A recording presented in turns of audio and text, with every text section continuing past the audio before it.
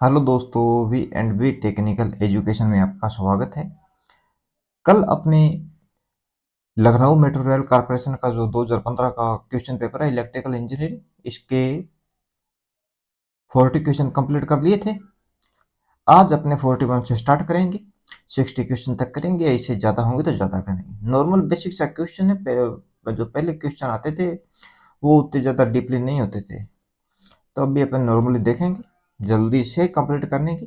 कोई भी डाउटफुल नहीं रखेंगे, डाउट कंप्लीट करते हुए चलेंगे। ओके, तो चलते हैं क्वेश्चन नंबर पहले की ओर, 41 नंबर की ओर। आज का पहला क्वेश्चन, डीसी जनरेटर का क्रांतिक प्रतिरोध किसका प्रतिरोध होता है? The critical resistance of the DC generator is resistance of. तो क्रिटिकल जो रेजिस्टेंस रहता है वो क्रिटिकल रेजिस्टेंस अपने पास फील्ड से संबंधित होता है।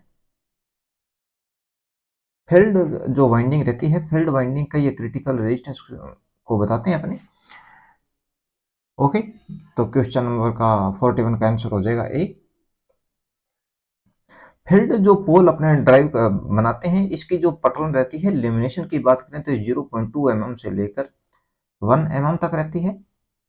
ओके, जबकि आर्मेचर के लिए 0.35 से लेकर 0.5 mm तक रहती है। ओके, और ब्रशेज की बात करें तो ब्रश अपने जो डीसी मशीनों के अंदर या एसी मशीनों के अंदर जो यूज में लेते हैं, मैक्सिमम 4 प्रकार के ब्रश रहते हैं। कार्बन ब्रश रहता है, कार्बन ब्रश, इलेक्ट्रोग्रेफाइट,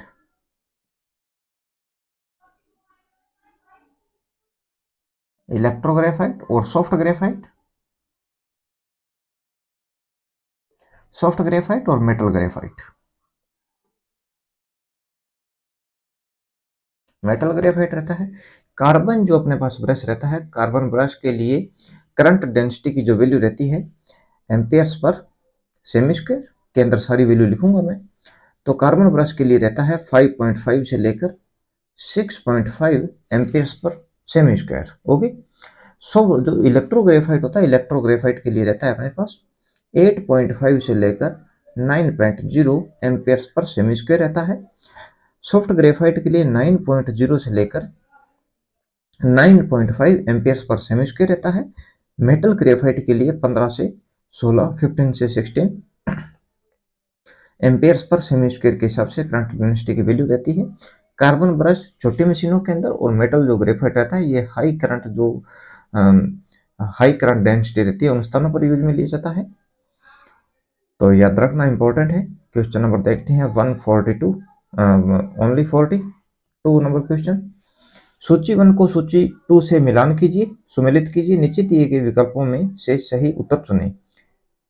तो DC motor, DC alternator, DC generator, alternator, induction motor के लिए कौन से ग्राफ रहते हैं? तो डीसी मोटर की बताते हैं तो इसके अंदर स्पीड कैरेक्टरिस्टिक्स रहेगी। स्पीड टॉर्क कैरेक्टरिस्टिक्स की बात करें डीसी मोटर के लिए तो टॉर्क और आर्मेचर धारा के मध्य लिखते हैं, गति और आर्मेचर धारा, गति और लोड के मध्य, और टॉर्क और स्पीड के मध्य अपने कर्व बनाते हैं। तो डीसी मोटर के लिए रहेगा speed torque characteristics. DC generator जो रहता है इसके लिए ओपन सर्किट कैरेक्टरिस्टिक्स होती है। नो लोड या मैग्नेटाइजेशन की बात करें तो ये कर्व लिया जाता है back EMF and field current के मध्य। इंटरनल कर्व लिया जाता है back EMF armature current. External curve लिया जाता है, बाहरी जो कर्व रहता है उसको लिया जाता है टर्मिनल वोल्टेज लोड करंट, और लोड सैचुरेशन जो रहता है टर्मिनल वोल्टेज और फील्ड करंट के मध्य रहता है। ओके, तो जनरेटर के लिए सी हो जाएगा। अल्टरनेटर के लिए बात करें तो इसके लिए अपने सर्किल डायग्राम बनाते हैं। अल्टरनेटर के लिए अपने सर्किल डायग्राम बनाते हैं कुछ इस प्रकार से। तो ये जो रहता है ये मैक्सिमम पावर लाइन रहती है और ये मैक्सिमम टॉर्क लाइन रहती है। ओके, और यहाँ से इस प्रकार से ड्रॉ करते हैं तो ये जो होता है ये अपने को शो करता है rotor copper loss, stator copper loss, और यहाँ पर जो रहता है आयरन लॉस रहता है, फिक्स लॉस होता है, कांस्टेंट लॉस रहते हैं। ओके, तो अल्टरनेटर के लिए सर्किल डायग्राम, और अल्टरनेटर के लिए नहीं होता। इंडक्शन मोटर के लिए सर्किल डायग्राम रहता है, जबकि इंडक्शन मोटर के लिए जो अल्टरनेटर रहता है इसके लिए वी कर्व होता है। वी कर्व जो रहता है आर्मेचर करंट और फील्ड करंट के मध्य ड्रॉ किया जाता है। और जब कि सिंक्रोनस मोटर की बात करें, सिंक्रोनस मोटर जिस प्रकार डीसी मोटर डीसी जनरेटर है, उसी प्रकार अल्टरनेट और सिंक्रोनस मोटर है। ओके, सिंक्रोनस अल्टरनेटर कहें या सिंक्रोनस मोटर कहें, अलग अलग है ये दोनों, दोनों को एक अलग अलग नाम से पुकार सकते हैं, सिंक्रोनस अल्टरनेटर और सिंक्रोनस मोटर के द्वारा। तो जो अपने पास अल्टरनेटर रहता है, इसके लिए वी कर्व जो होता है, ये होता है वी कर्व, ये फील्ड करंट और आर्मेचर करंट के मध्य, और जो इनवर्स वी कर्व रहता है, ये फील्ड करंट और पावर फैक्टर के मध्य होता है, वो भी जो सिंक्रोनस मोटर होती है उसके लिए। तो पहले का हो जाएगा डी, अपने ए ऑप्शन होगा अपने पास सर्किल डायग्राम इंडक्शन मोटर के लिए, तो 4 का होगा। ठीक है, बी सी, और सर्किल जो अपने वी कर्व है ये होगा अपने पास अल्टरनेटर का, तो बी का रहेगा 3। ओके, दोनों।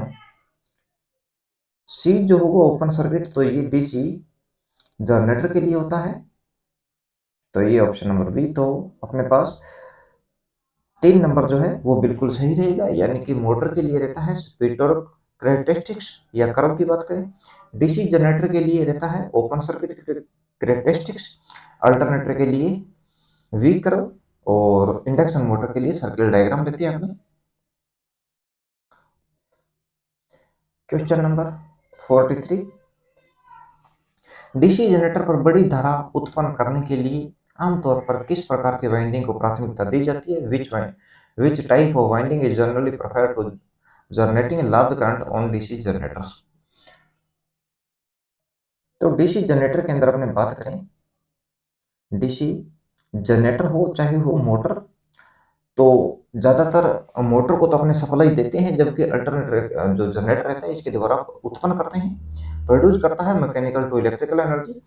तो अपने लेप जो वाइंडिंग रहती है और होती है वेव वाइंडिंग अपने पास। लेप वाइंडिंग समांतर वाइंडिंग कहेंगे, और जो वेव वाइंडिंग जो रहती है ये श्रेणी वाइंडिंग कहते हैं इसे।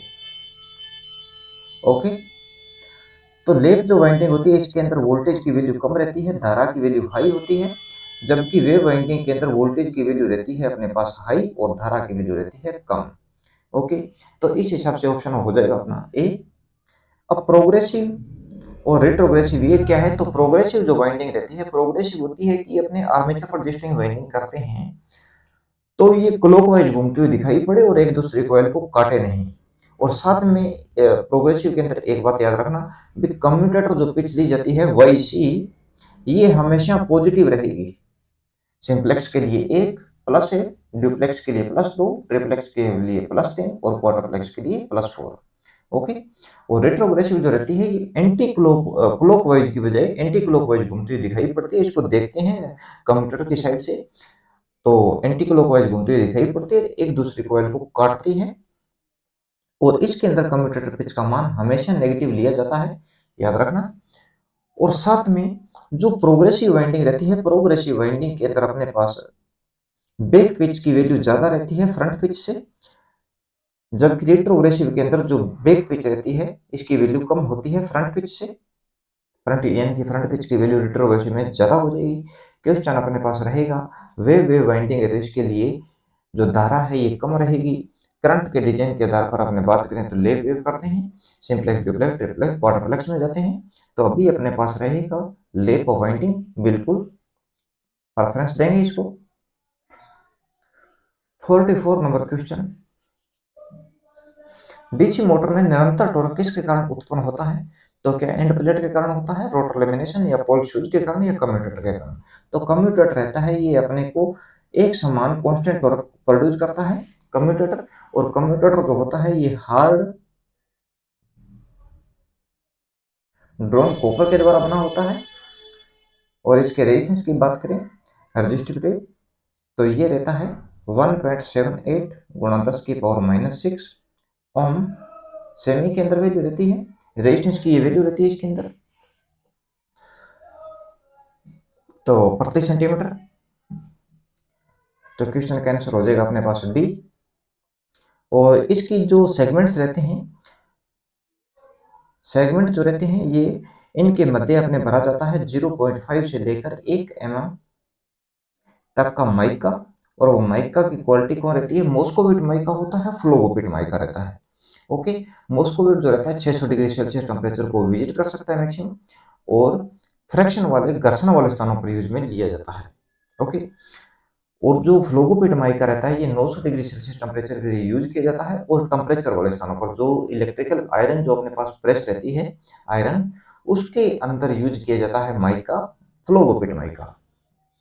ओके, और इसका उभरा हुआ भाग जो रहता है, उभरा हुआ भाग ये राइजर कहलाता है, जिसके ऊपर आर्मेचर वाइंडिंग के कनेक्शन कम्यूटेटर के साथ किए जाते हैं। कम्यूटेटर का उभरा हुआ भाग अपने कहलाता है राइजर।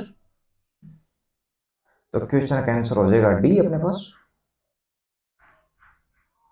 जैसे जैसे आर्मेचर की गति बढ़ती है तो बैक ईएमएफ पर क्या इफेक्ट पड़ेगा, जो गति रहती है ये बैक ईएमएफ के समानुपाती होती है। फ्लक्स आर्मेचर धारा और टॉर्क के इनवर्सली प्रोपोर्शनल रहती है, तो गति बढ़ेगी तो बैक ईएमएफ बढ़ेगा। ये कोई फॉर्मूला नहीं है जो कि कई क्वेश्चन में आ जाए, गति दी हो, बैक ईएमएफ दिया हो, फ्लक्स दिया हो, आर्मेचर धारा दी हो तो टॉर्क ज्ञात करने लग जाओ, वो बात नहीं है। टॉर्क अपने ज्ञात कर सकते हैं, लेकिन उस कंडीशन में क्या होता है, ये फॉर्मूला नहीं है। ये रिलेशन बताया है मैंने, गति बैक ईएमएफ के समानुपाती, आर्मेचर धारा फ्लक्स टॉर्क के इनवर्सली प्रोपोर्शनल रहती है, व्युत्क्रमानुपाती होती है। गति बढ़ेगी तो अपने पास बैक ईएमएफ इंक्रीज होगा, बैक ईएमएफ इंक्रीज तो आर्मेचर धारा के मान में कमी आएगी।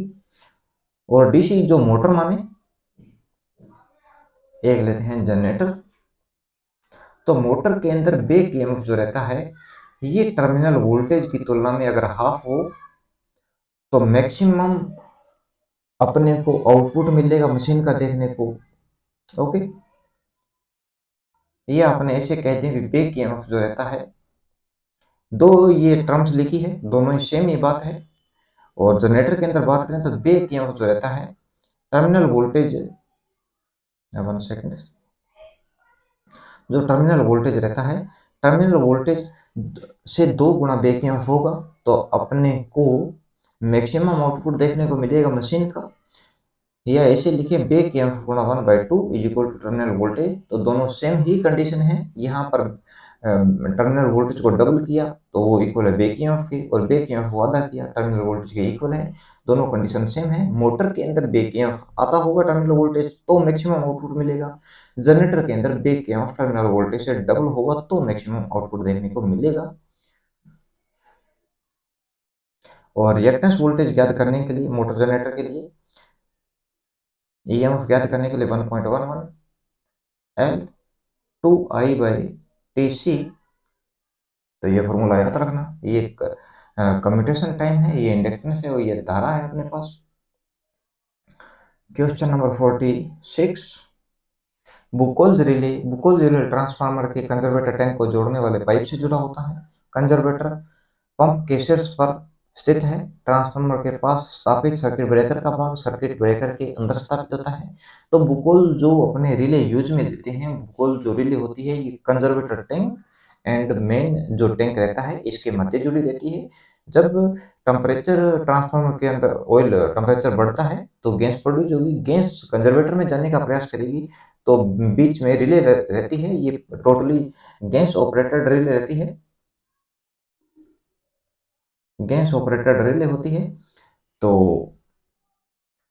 गैस जैसे ही अंदर जाएगी तो ये रिले ऑपरेट होकर अपने को अलार्म देती है, जिसके कारण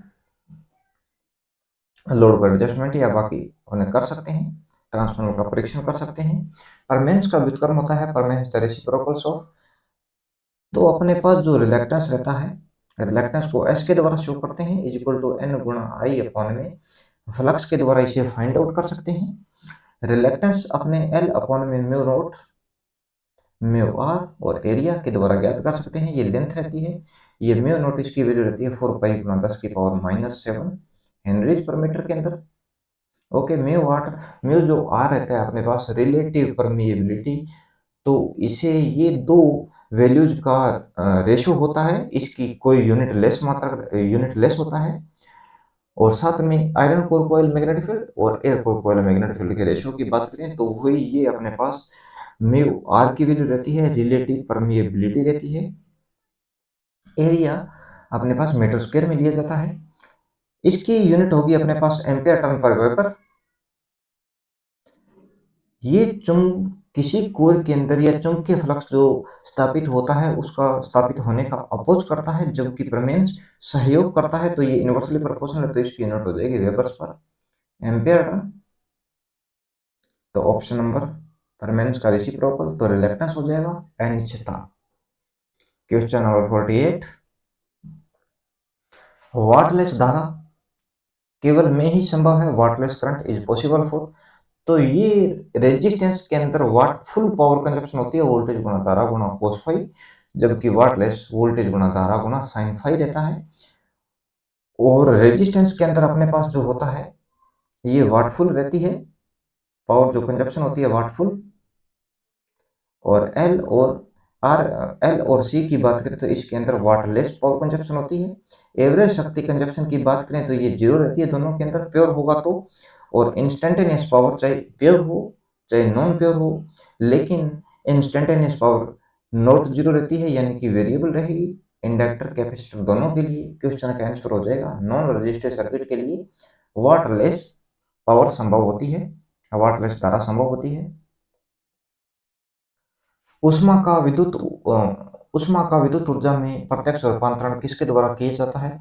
क्या स्टीम सेल रहता है, फ्यूल सेल रहता है, एमएचडी जनरेटर रहता है, या सोलर सेल रहता है? एमएचडी की फुल फॉर्म रहती है मैग्नेटो हाइड्रो